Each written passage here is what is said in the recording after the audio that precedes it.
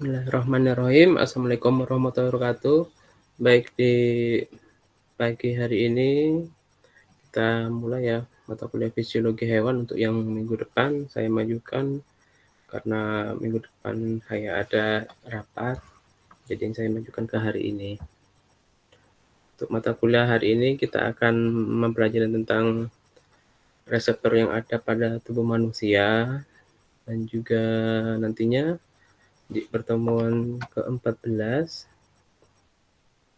kita akan mempelajari tentang sistem hormon pada manusia. Oke, kita mulai. Di sini ada gambar, bisa dilihat ini reseptor yang ada pada manusia, itu berupa indera, kemudian juga pada hewan, dan reseptor-reseptor itu ada 3 macam, baik itu fotoreseptor, kemoreseptor, dan elektroreseptor. Ada yang masuk. Oh, ini kita.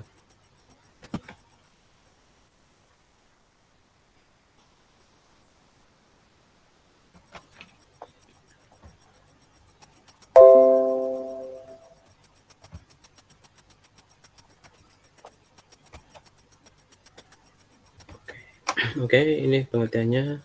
Reseptor adalah unit sensoris yang fungsinya untuk menyampaikan informasi dari lingkungan luar ke syaraf pusat, dan struktur ini mengubah rangsangan, baik itu misalnya ada panas, tekanan, cahaya, baik suara, dan sinyal lainnya yang akan dicetuskan sebagai potensial aksi untuk diteruskan ke saraf sensoris. Kemudian alat penerima rangsang itu berupa reseptor atau yang disebut dengan indera. Kemudian alat penghasil respon itu disebut dengan efektor atau tubuh yang akan merespon terhadap persinyalan dari sel saraf. Kemudian reseptor ini bekerja secara khusus dengan perbedaan reseptor. Kemudian akan timbul juga jenis rangsang yang berbeda yang akan diterima. Untuk berdasarkan strukturnya, mekanisme ini kemoreseptor itu ada 6, ada mekanoreseptor, termoreseptor, magnetoreseptor, fotoreseptor, kemoreseptor, dan elektroreseptor. Yang akan dibahas ini yang ditandai dengan warna merah. Sekarang ke fotoreseptor. Sistem fotoreseptor itu berupa indera mata atau penglihatan. Ini bisa dilihat berbagai makhluk yang baik itu yang invertebrata, ada cacing planaria berupa mata ocelli, kemudian mata majemuk ini bisa dimiliki oleh hewan, misalnya ini jenis hewan apa, kemudian mata faset ini misalnya dimiliki oleh lalat. Nah, ini contohnya struktur fotoreseptor hewan, bintik mata eye spot dimiliki oleh Euglena, kemudian mangkuk mata, planaria, dan lainnya ini. Untuk mata lensa tunggal pada hewan yang invertebrata itu hanya dimiliki oleh ikan, burung, dan manusia. Dua lainnya dari vertebrata dia itu lensanya masih belum tunggal. Jadi masih belum memiliki kesempurnaan untuk penglihatannya. Nah, ini yang invertebrata, misalnya pada planaria dan bagian-bagiannya. Kemudian ini invertebrata, mata penyemuk yang dimiliki oleh serangga, misalnya pada belalang, kepala dengan senyawa matanya itu. Kemudian ada 4 omatida. Kemudian ini sistem fotoreseptor mata pada manusia ini penampang diagramnya. Kemudian fungsi mata tentunya sebagai indera penglihatan untuk menerima rangsangan berupa berkas cahaya pada retina dengan perantaraan sel saraf mata. Kemudian akan dihantarkan rangsangan ini ke pusat penglihatan di otak untuk diterjemahkan. Bagian luar mata itu fungsinya untuk melindungi mata dari iritasi dan cedera. Bagian-bagiannya ada kelenjar lacrimalis, konjungtiva, dan kelopak mata. Kemudian bagian mata ini ada sklera. Ini berupa kantong tebal terdiri dari jaringan fibrosa yang membungkus bola mata. Kemudian fungsinya juga mempertahankan bentuk bulbus oculi. Kemudian ada kornea, bagian mata lainnya. Dia akan membiaskan cahaya sehingga tidak berpencar. Kemudian juga ada koroid, ada aqueous humor, kemudian ada lensa kristalina. Nah, ini bagian-bagiannya bisa dibaca sendiri. Kemudian ini juga retina dan bagian-bagiannya. Kemudian sel reseptor, fotoreseptor berupa sel batang. Yang diterima itu berupa bayangan hitam putih, banyak itu di peripheral retina. Kemudian ada sel kerucut, bayangan berwarna, banyak di fovea centralis. Pada hewan aves ini antara sel batang dan sel kerucut itu dia kekhususannya di antara keduanya ini biasanya lebih banyak antara sel batang atau kerucutnya. Dan fungsinya sudah jelas diketahui ya, itu pada misalnya burung elang ataupun burung hantu, dia itu bisa melihat dengan lebih baik dan tajam, baik itu ada siang hari ataupun di malam hari.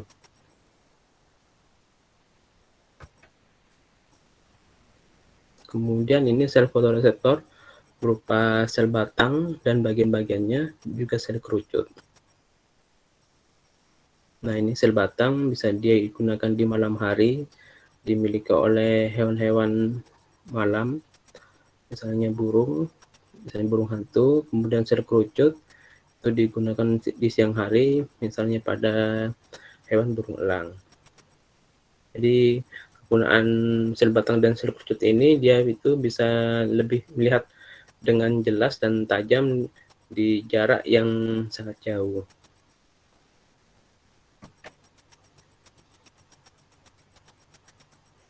Oke, lanjut. Kemudian 3 bagian ini ada segmen luar berhubungan dengan lapisan pigmen retina.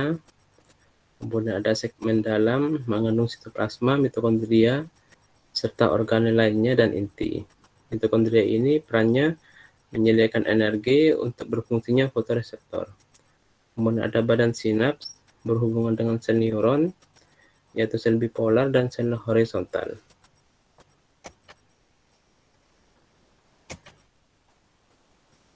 Kemudian komponen kimiawi penglihatan ada pigmen rhodopsin dihasilkan oleh fotoreseptor yang akan terurai bila terkena cahaya. Kemudian ada vitamin A, komponen penting pada zat fotokimia sebagai prekursor pigmen rhodopsin. Oke, ini adalah titik gelap di kegelapan pigmen sel epitelium. Oke, lanjut aja. Terbaik. Nah, ini di foto transduksi ini adalah penerimaan cahaya. Skemanya dari isomerasi retinal oleh cahaya, kemudian akan mengaktifkan ini mungkin hormon rhodopsin. Kemudian ada aktivasi protein G, kemudian terjadi aktivasi enzim fosfodiesterase, kemudian CGMP lepas dari kanal natrium, kemudian ke hidrolisis, dan seterusnya akan hasilnya berupa fotoreseptor terhipopolarasi.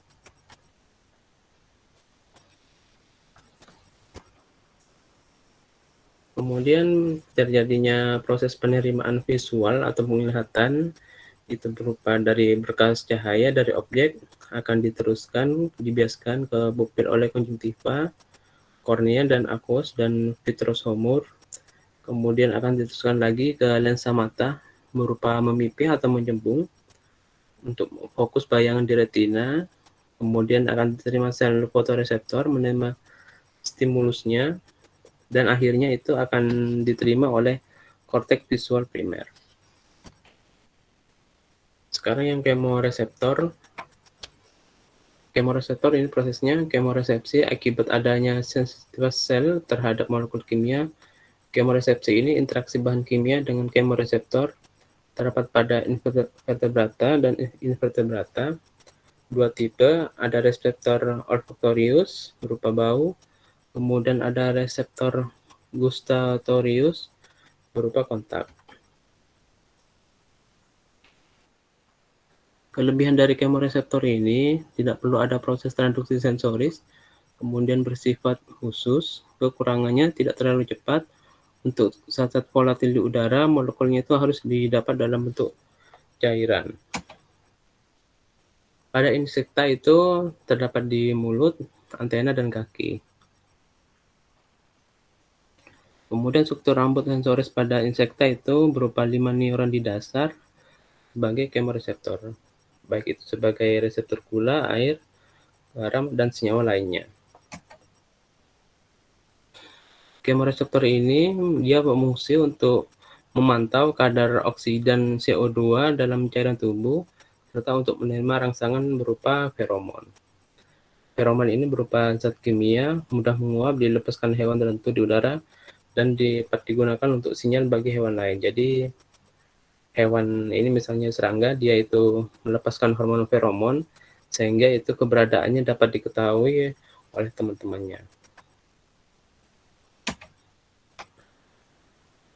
Kemudian mekanisme kemoreseptor bisa berupa molekul kimia yang masuk, kemudian diikat oleh kemoreseptor spesifik, terjadi potensial aksi, kemudian akan dibawa oleh akson kemoreseptor ke kuncup olfaktorius di otak.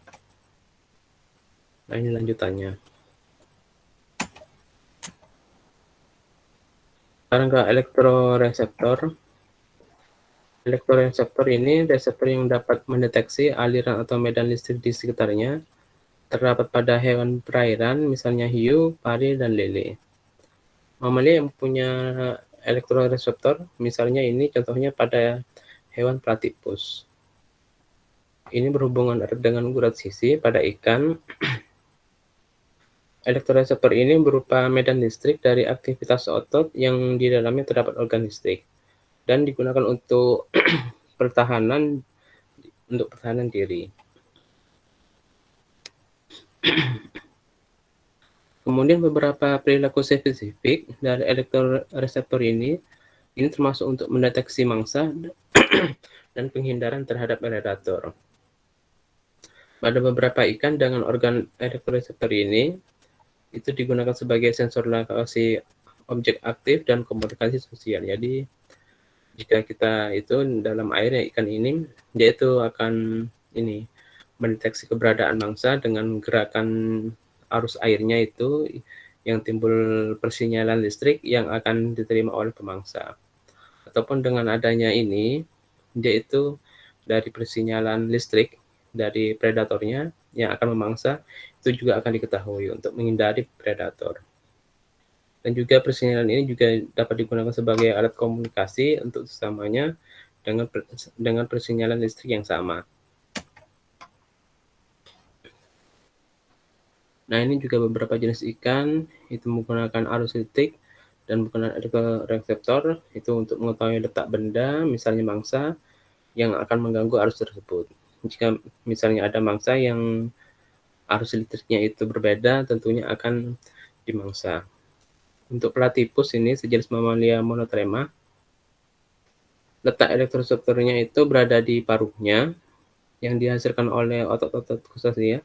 Kemudian dia itu dapat mendeteksi hewan-hewan lainnya yang untuk dimangsa, misalnya hewan kutasia, katak, ikan kecil, dan mangsa lainnya dari aktivitas otot yang dihasilkan dari pergerakannya di air sehingga arus listriknya itu akan terdeteksi oleh hewan platypus. Nah, ini elektroreseptor hiu. Kemudian ini pada hewan platypus pada paruhnya. Nah, ini. Jadi pada jarak-jarak tertentu hewan platypus ini menggunakan elektroreseptornya untuk mendeteksi keberadaan mangsanya. Kemudian elektroreseptor pada ikan, otot dan cairan tubuh ikan itu adalah media yang dapat dialiri arus listrik sehingga ikan bersifat konduktor listrik.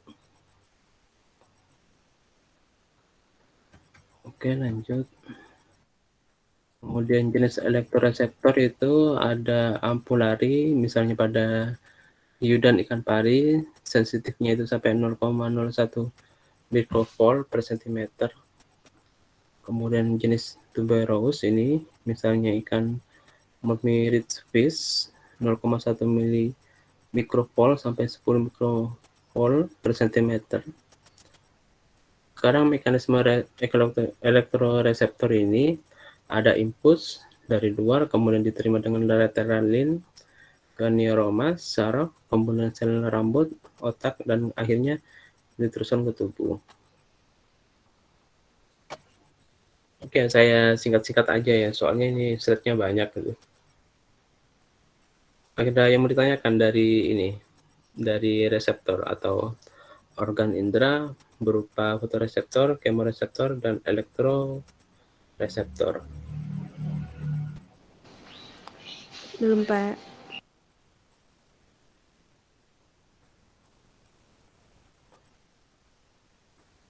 Sekarang ke sistem endokrin atau sistem hormon. Sistem endokrin itu bisa dijumpai pada semua golongan hewan, baik itu vertebrata maupun invertebrata. Untuk sistem endokrin ini hormon dari sistem saraf itu bersama dikenal sebagai supersistem neuroendokrin yang saling bekerja sama untuk menjalankan fungsi kendali dan koordinasi pada tubuh hewan. Umumnya, sistem endokrin ini bekerja untuk mengendalikan fungsi fisiologi tubuh yang antara lain adalah aktivitas metabolisme, pertumbuhan, reproduksi, regulasi osmotik, dan regulasi ionik. Cara-cara penyusun organ endokrin itu ada dua. Yang pertama, sel neosekretori adalah sel yang berbentuk sel saraf, tetapi fungsinya itu sebagai penghasil hormon. Contoh sel neurosekretori ialah sel saraf pada hipotalamus. Sel ini mempraktikkan fungsi endokrin sehingga dapat juga disebut sebagai sel neuroendokrin. Sesungguhnya, semua sel yang dapat menghasilkan sekret itu disebut sebagai sel sekretori. Oleh karena itu, sel saraf ini yang terdapat pada hipotalamus disebut dengan sel neurosekretori. Jadi di sini sebagai ini sel endokrin semu. Kemudian ada sel endokrin sejati, disebut juga sel endokrin klasik, yaitu sel endokrin yang benar-benar fungsi sebagai penghasil hormon, tidak memiliki bentuk seperti sel saraf. Kelenjar endokrin sejati ini melepaskan hormon yang dihasilkannya secara langsung ke dalam darah, cairan tubuh. Kemudian kelenjar endokrin sejati itu ditemukan pada hewan yang mempunyai sistem peredaran darah, baik vertebrata maupun invertebrata. Hewan invertebrata yang sering menjadi objek studi sistem endokrin, misalnya pada insekta, crustacea, cephalopoda, dan moluska. Kelenjar endokrin ini berupa sel tunggal atau berupa organ multisel. Tunggu ya sebentar, saya mau minum dulu, haus.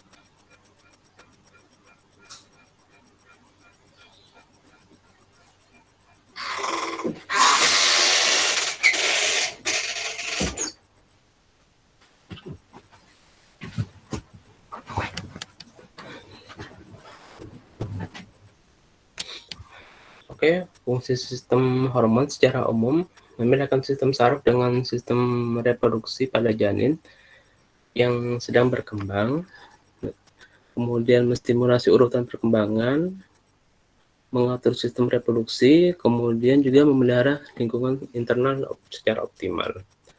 Jadi itu fungsinya dari sistem hormon secara umum. Kemudian ada 4 tujuan atau kegunaan paling penting dari sistem hormon. Yang pertama untuk homeostasis, untuk menjaga keseimbangan tubuh, baik itu dari segi temperaturnya, kemudian aktivitas metabolismenya, kemudian dari nutrisinya yang diperlukan, dan keseimbangan asam basa tubuh. Kemudian juga untuk ini melawan stres, mungkin stres dari tubuh atau lingkungan. Kemudian efeknya itu bisa berupa infeksi, trauma, atau shock. Kemudian juga digunakan untuk pertumbuhan dan perkembangan. Kemudian juga yang keempat untuk reproduksi. Reproduksi di sini baik itu mensekresikan atau menghasilkan hormon seks pada laki-laki untuk mengatur perkembangan organ, ataupun juga pada perempuan untuk ini perkembangan organ seks primer dan sekunder. Kelenjar endokrin yang pertama itu ada kelenjar pituitari, disebut juga sebagai kepalanya dari ataupun raja dari semua kelenjar, karena pituitari ini dia itu bisa mengontrol kelenjar endokrin lainnya. Sekresi hormon dari kelenjar pituitari ini dipengaruhi oleh faktor emosi dan perubahan iklim. Dan pituitari itu dibagi menjadi dua, yaitu bagian anterior dan posterior. Untuk hipofisis anteriornya berupa hormon somatotrofin, fungsinya untuk pembelahan sel dan pertumbuhan. Kemudian ada hormon tirotropin untuk menghasilkan hormon tiroksin dan pengambilan unsur iodium. Kemudian ada hormon adrenokortikotropin merangsang kelenjar korteks untuk membentuk hormon, dan hormon laktogenik untuk menghasilkan ASI. Kemudian juga ada hormon gonadotropin PSH pada wanita untuk pemasangan folikel dan pada pria untuk pembentukan spermatogonium. Kemudian ada LH, hormon LH pada wanita itu untuk pembentukan korpus luteum, dan pada pria merangsang sel interstisial membentuk hormon testosteron.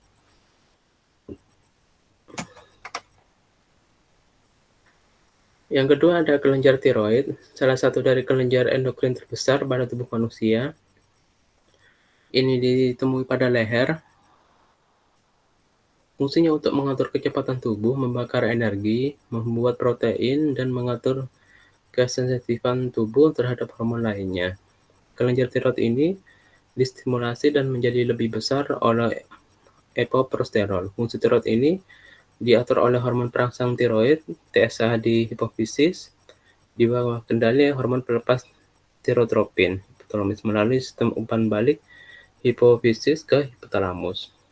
Faktor utama yang mempengaruhi kecepatan sekresi TRH dan TSH itu adalah kadar hormon tiroid yang bersirkulasi dan laju metabolik tubuh. Nah, ini biasanya pada kelenjar tiroid ini jika dia mengalami gangguan, otomatis itu akan muncul penyakit-penyakit yang disebut dengan penyakit kondok. Bisa jadi mungkin kekurangan hormon tiroidnya ini, sehingga di situ akan terjadi pembengkakan dan infeksi. Kemudian juga ada kelenjar paratiroid. Ada dua jenis sel dalam kelenjar paratiroid.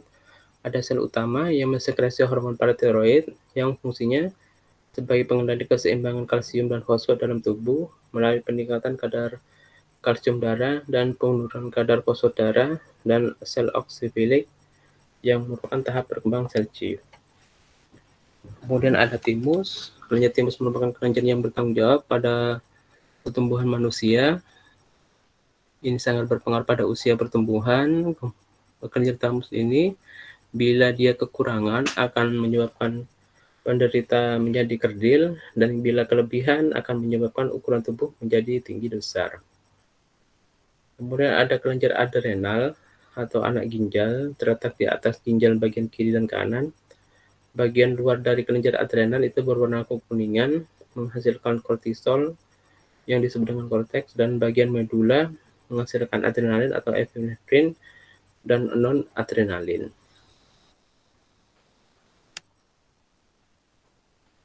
Kemudian ada kelenjar pankreas, termasuk golongan kelenjar endokrin. Ada beberapa kelompok sel pada pankreas yang dikenal sebagai pulau Langerhans. Bagian ini fungsinya sebagai kelenjar endokrin yang menghasilkan hormon insulin. Hormon insulin ini berfungsi mengatur konsentrasi gula dalam darah. Kekurangan hormon ini akan menyebabkan penyakit diabetes yang ditandai dengan meningkatnya kadar glukosa dalam darah. Selain menghasilkan insulin, pankreas itu juga menghasilkan hormon glukagon yang bekerja antagonis dengan hormon insulin. Jadi insulin itu dia ini untuk mengatur kadar gula darah itu supaya dia itu turun. Sedangkan glukagon itu kerjanya bisa malah sebaliknya untuk menaikkan kadar gula. Kemudian ada kelenjar kelamin atau gonad, adalah kelenjar endokrin yang memproduksi dan mengeluarkan steroid yang mengatur pembangunan tubuh dan memulihkan karakteristik seksual sekunder. Jadi ini adalah pengatur dari perkembangan organ baik laki-laki dan wanita dari organ sekundernya. Kemudian fisiologi hormon secara umum, sistem endokrin itu terdiri dari kelenjar-kelenjar endokrin. Kelenjar endokrin merupakan sekelompok susunan sel yang mempunyai susunan mikroskopik yang sangat sederhana. Kelenjar endokrin ini mensekresi atau menghasilkan substansi kimia yang langsung dikeluarkan ke dalam pembuluh darah. Sekresinya disebut hormon, yaitu hormon ini adalah penghantar kimiawi yang dilepas dari sel-sel khusus ke dalam aliran darah. Selanjutnya hormon itu akan dibawa ke sel-sel target tempat terjadinya efek hormon. Jadi pada organ tubuh dari aliran darah akan dialirkan hormon-hormon itu untuk bekerja.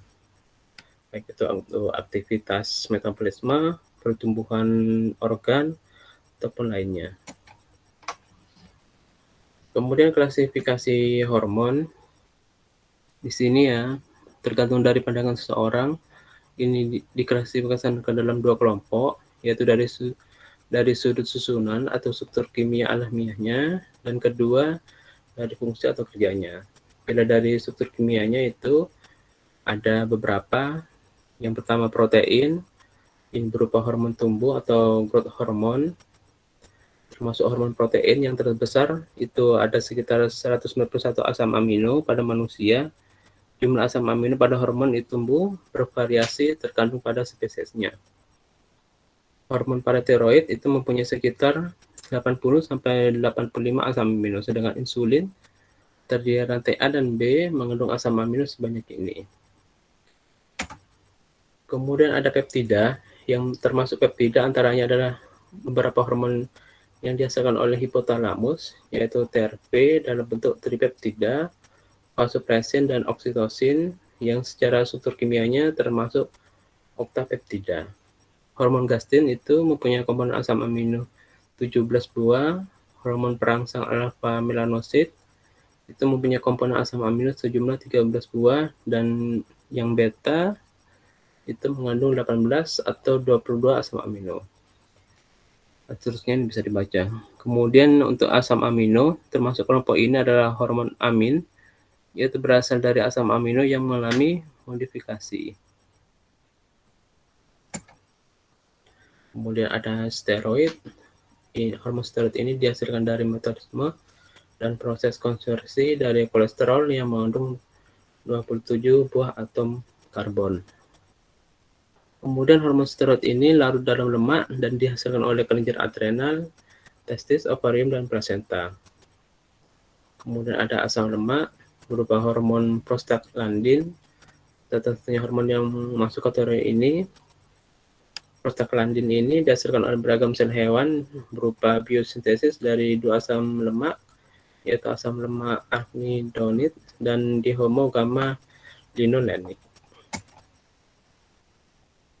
Kemudian berdasarkan kerjanya atau fungsinya dikelompokkan. Ada hormon perkembangan yang dimasuk ke dalam kelompok ini adalah hormon yang peranannya itu untuk perkembangan dan pertumbuhan serta peranannya. Sebentar.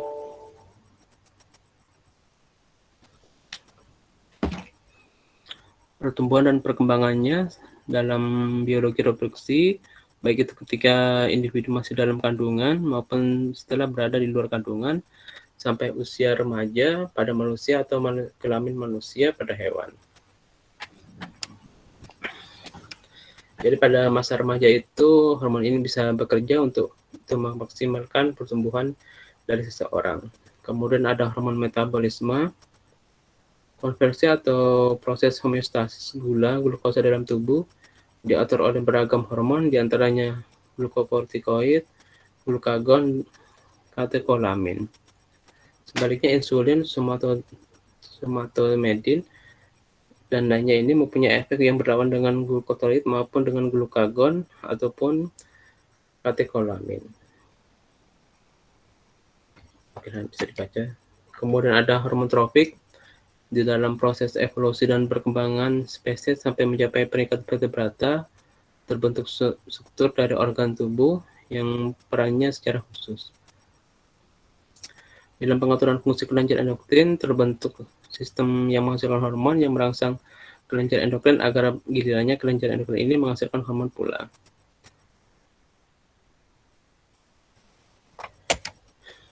Kemudian pengaturan fungsi endokrin oleh otak. Organ-organ endokrin secara konstan ini berinteraksi dengan sistem saraf pusat. Otak ini mempengaruhi dan mengendalikan fungsi endokrin baik itu secara langsung maupun tak langsung. Hormon ini berpengaruh besar terhadap fungsi sistem saraf pusat. Sebagai contoh, anjing betina yang ingin kawin, dia akan menerima perilaku kawin anjing jantan meskipun saat sinyal yang sama menimbulkan perilaku yang antagonis atau berlawanan. Kenyataannya bahwa sinyal yang sama itu dapat mengakibatkan perilaku berbeda tergantung pada pengaruh hormon yang dapat ditaruh dengan menginjeksikan atau menyuntikkan hormon yang sesuai. Kemudian ada sistem kontrol hipotalamus. Hipotalamus ini terletak di dasar otak berdekatan dengan hipofisis atau kelenjar pituitari, rajanya dari kelenjar, jadi terletak posterior kisma optica. Hipotalamus ini merupakan tempat pengatur beberapa fungsi saraf, termasuk pengaturan temperatur tubuh dan pengaturan pengambilan minum dan makanan.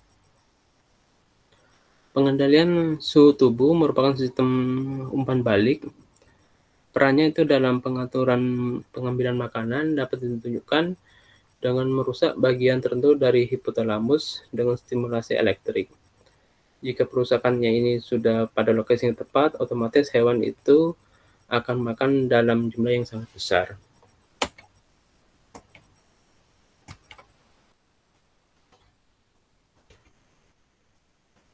Oke, ada yang mau ditanyakan? Sudah jelas, Pak. Oke.